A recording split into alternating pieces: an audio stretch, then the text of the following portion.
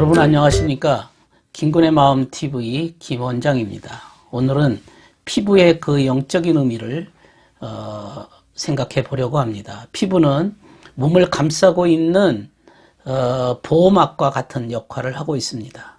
그 피부가 뼈와 살을 다 감싸고 있는 아주 그 질긴 부위의 그 부분입니다. 그래서 여간한 충격이 아니면 찢어지거나 하지 않습니다. 그리고 이 피부는 신체를 보호하기도 하고 체온을 조절하기도 하고 그리고 피부에 호흡을 하는 그러한 작용을 하기도 하는 것이지요. 이 피부가 있으므로 사람이 안에 있는 그 모든 살과 그 안에 있는 모든 것들을 보호를 받게 되는 겁니다.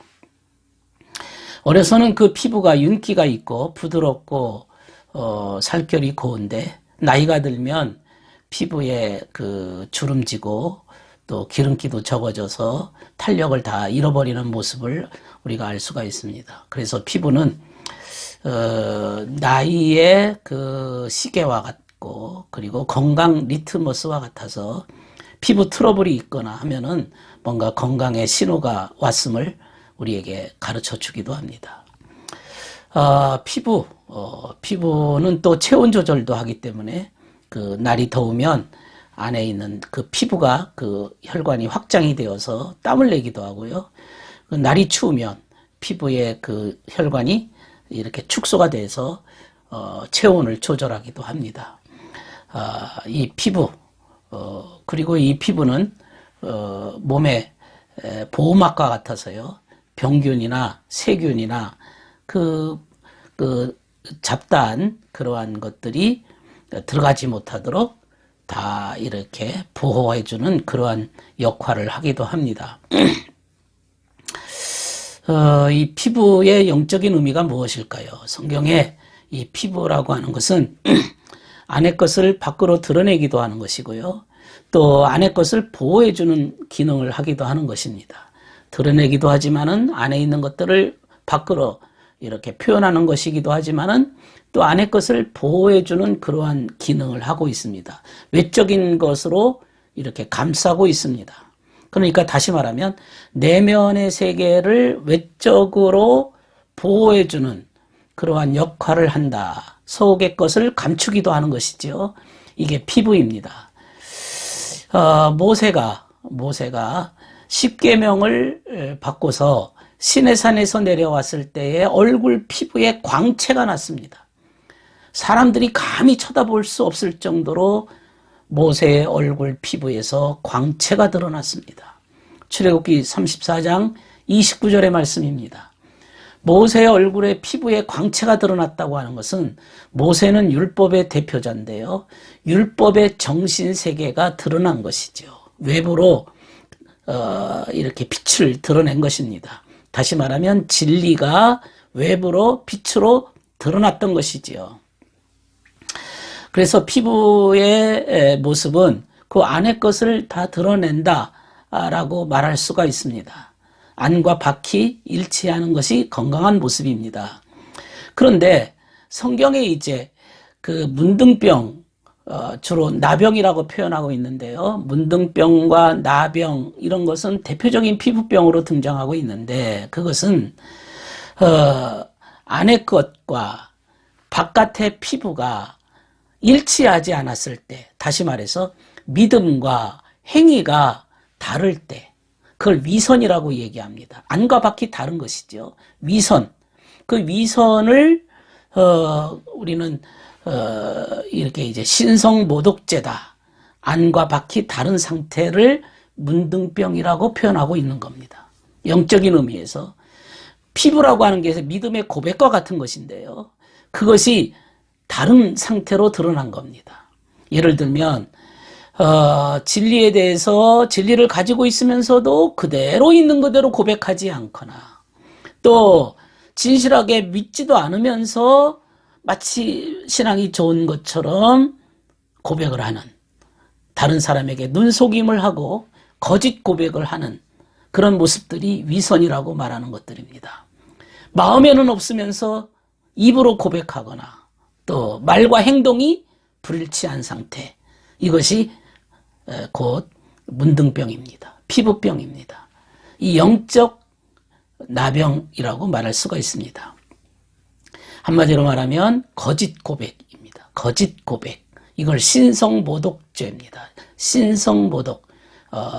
마음에는 없으면서 거짓으로 고백하는 거지요. 진정으로 회개하지 않았으면서도 마치 신앙이 있는 것처럼 눈속임을 하여서 위선을 행하는 것이지요. 이게 바로 나병입니다. 이게 바로 신성모독죄입니다. 또 진리를 갖고 있는 자들이, 진정 주님을 믿고 따르는 자들이 행위가 없다면 그것이 불일치한 거죠. 믿음과 행위가 이렇게 완전히 이렇게 이질적이 된다는 것은, 불일치한다고 하는 것은 곧 이건 모독, 신성 모독죄라고 말할 수가 있습니다. 성경의 나병을 이야기할 때에는 두드러기, 딱지, 반점을 말하고 있습니다. 이게 다 하나하나의 그 영적인 의미가 있습니다. 두드러기는 이렇게 오돌톨톨 이렇게 올라온 상태고요. 딱지는 이렇게 딱쟁이라고 보통 부르는데 뭐가 이렇게 딱 굳어진 상태죠. 그 다음에 반점이라고 하는 것은 그 색깔이 변한 겁니다. 색깔이 이렇게 피부 색깔이 변한 겁니다. 이것을 제사장이 진찰하지요. 제사장이 진찰했을 때 이것은 나병이라 그러면 그 사람은 이제 그 다음부터는 이제 혼자 살아야 되고요. 그리고 성내에서는 진영에서는 살 수가 없고 진영 바깥에서만 살게 되어지고, 머리를 풀고 입술을 가리면서 부정하다 이렇게 외쳐야 되는 것이, 그런 이게 나병에 들리게 된 상태의 모습입니다. 그리고 이런 것이 들리면 반드시 제사장이 진찰을 하게 되는 거죠. 그러면 이 두드러기, 딱지, 또 반점은 그 하나하나의 영적인 의미가 있습니다. 두드러기는 뭘 뜻하는 걸까요? 피부에 이렇게 오돌톨톨 이렇게 올라온 것을 두드러기라고 말씀하고 있는데요. 이 두드러기라고 하는 것은 피부에 나타나는 이상한 증거들인데, 이건 감각적인 상태를 의미합니다. 또 영적인 의미로 말하는 겁니다. 그 다음에 이렇게 딱쟁이가 졌다. 딱쟁이라고 하는 것은 세속적이라, 이런 뜻이고요. 또 색깔이 변한 반점이 일어난 것은 이기적인 상태를 의미합니다. 변질된 거죠. 색깔이 변한 겁니다. 이기적이어서 완전히 순수한 동기를 잃어버린 겁니다. 이 모든 것, 감각적이고 세속적이고 이기적인 동기는 곧바로 진리를, 믿음을 방해하는 요소들입니다. 믿음을 순수하게 있는 그대로 드러내지 못하도록 하는 요소들이 곧바로 뭐냐? 감각적으로 기울어졌을 때. 사람이 감각적으로 기울어지면 자기 육신적 욕망에 빠져버립니다. 그래서 믿음이 있어도 이 감각적 욕망에 빠져버리면 믿음이 순수하게 있는 그대로 드러낼 수가 없는 것입니다. 그 다음에 세속적이 돼도 마찬가지입니다. 완전히 세속에만 관심을 갖게 되고 세상에만 눈을 뜨게 되어지면 정말 주님의 하늘나라에 대한 진리를 잃어버리게 되는 것이고, 이기적이라는 것은 엄청나게 무서운 죄악 중에 하나인데, 이기적인 욕심에 빠져버리면 주님 사랑, 이웃 사랑을 다 잃어버리고 맙니다. 그러면 하늘나라의 이기적인 마음을 가지고는 들어갈 수가 없는 상태가 되는 것입니다. 이 세 가지, 감각적, 세속적, 이기적, 두드러기, 딱지, 반점과 같은 이러한 증상을 보고서 제사장이라고 하면은 우리가 말하는 이제 그 주님의 눈으로, 선한 눈으로 이 모든 것을 판단했을 때 선에 도저히 기울일 수가 없는, 선에 도달할 수가 없는 상태가 되는 거지요. 그랬을 때는 나병이라 이렇게 확증을 하게 되는 것입니다. 이게 바로 이제 문둥병인데요. 우리가 아는 이 문둥병은 영적인 문둥병을 의미하고 있습니다. 영적인 문둥병, 안의 것을 이렇게 보호하고 해야 될 것들이 안의 것을 제대로 보호하거나 드러내거나 이런 감추는 그러한 역할을 하지 않고 거부 반응으로 드러나서 다시 말하면 위선이 드러나기 때문에 그러한 죄악들이 바로 문둥병이라고 말하는 것입니다. 주님께서는 문둥병을 고쳐주실 때 그 행위를 깨끗하게 하셨다. 깨끗이라는 말을 쓰셨습니다. 깨끗하게 하셨다. 오늘 우리가 이 문둥병을 보면서 이 시대에도 과연 너의 믿음과 행위가 일치하는가? 시대는 바뀌었고 고대로부터 수천 년 이어졌지만은 정말 너의 믿음과 삶이 행위라고 하는 것은 일치되어야 된다고 하는 것이 그것이 하나님의 진리의 목표입니다. 일치되지 않으면 항상 위선이 되어지는 것이고 신성모독이 되는 겁니다. 이것은 마치 영적 나병과 같습니다. 이것은 문둥병에 걸린 상태입니다. 이것은 주님 앞에 신성모독죄가 되기 때문에 대단히 심각한 질병 중에 하나입니다. 그러므로 우리가 믿음도 없으면서 그저 흉내만 내고 그 남한테 보이기만 하려고 하고 껍데기만 가지고 사는 사람들, 입으로만 말장난하는 사람들도 헛된 고백이죠. 거짓된 고백입니다. 그것도 문둥병입니다. 정말 그리스도인들은 믿음과 행위로 그의 삶을 드러내는 것입니다.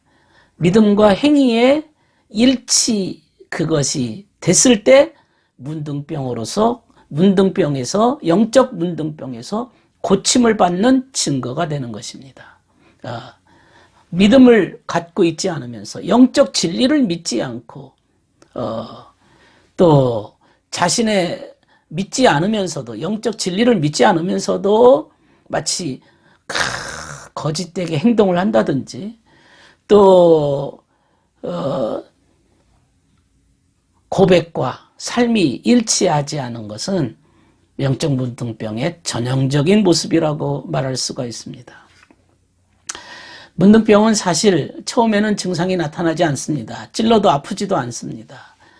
처음에는 자신도 모르게 이 문둥병이 들어있는지도 모르고 들은 줄도 모르고 이게 시간이 지나는 경우도 있습니다. 그러나 문둥병에 걸리게 되어지면 진리의 말씀을 결국에는 거부하게 되고 그리고 진영에서 추방된다고 그랬습니다. 이 거짓된 가르침에 자기도 모르게 물들게 되어지면 아까 다시 말해서 감각적이고 세속적이고 이기적인 욕망에 사로잡혀서 누구 하나도 그것을 제지하는 사람이 없을 때 완전히 그 사람이 세속적인 상태로 물들어 있는데도 불구하고 기독교 문화 속에 들어와서 또 어떤 기독교적인 직분을 가지고 행동하게 되어지면 얼마나 남들 앞에서는 믿음이 있는 채를 하겠습니까? 그러나 그 속은 완전히 문둥병이 걸린 상태가 되죠. 그러니 불일치될 수밖에 없지 않습니까? 그러나 그것은 잠시 남들한테 속일 수는 있으나 시간이 지나면 그것은 이제 완전히 문둥병 걸린 자들은 부정한 상태가 결국에는 드러나게 되는 것입니다. 이게 정말 무서운 정말 종교적인 질병이고 무서운 신앙의 상태입니다.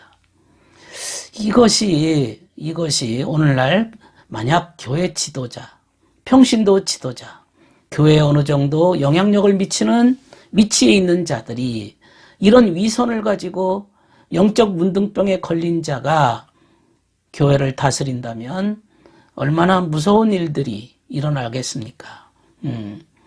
우리는 스스로 돌이켜 봐야 됩니다. 내가 그간에 영적인 문둥병, 영적 나병에 걸린 상태가 아니었는지, 내 삶과 나의 믿음의 고백이 일치하지 않은 그런 신령으로 살아왔는지를 되돌아보면서 우리가 혹시라도 문둥병에서 나음을 얻고 깨끗함을 얻는 그런 위치로 우리가 가야 되겠습니다.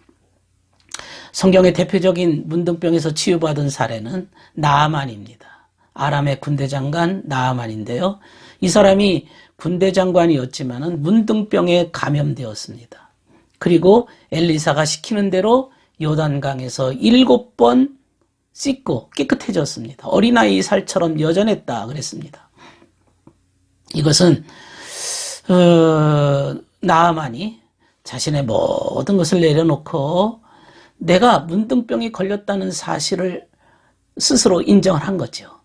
그리고 나를 고쳐달라고 이렇게 나온 겁니다. 이것이 자신이 더러움과 자신의 부족함과 자신이 부정하다는 사실을 인정했을 때 그게 이제 요단강에서 7번 씻었다. 그것을 인정하고 깨끗해지기를 바랬을 때 그의 처방을 따른 거지요. 순종을 한 겁니다. 그래서 결국에는 깨끗하게 된 겁니다. 요단강이라는 것은 강물이지 않습니까? 진리를 의미합니다. 진리의 강물에 우리가 순종해서 자신의 깨끗함을 그곳에 와서 완전히 이렇게 목욕을 할 때 7번 몸을 잠그니 그의 살이 어린아이의 살같이 회복되어 깨끗하게 되었더라. 이것이 우리의 삶의 모습이 되기를 간절히 바랍니다. 감사합니다.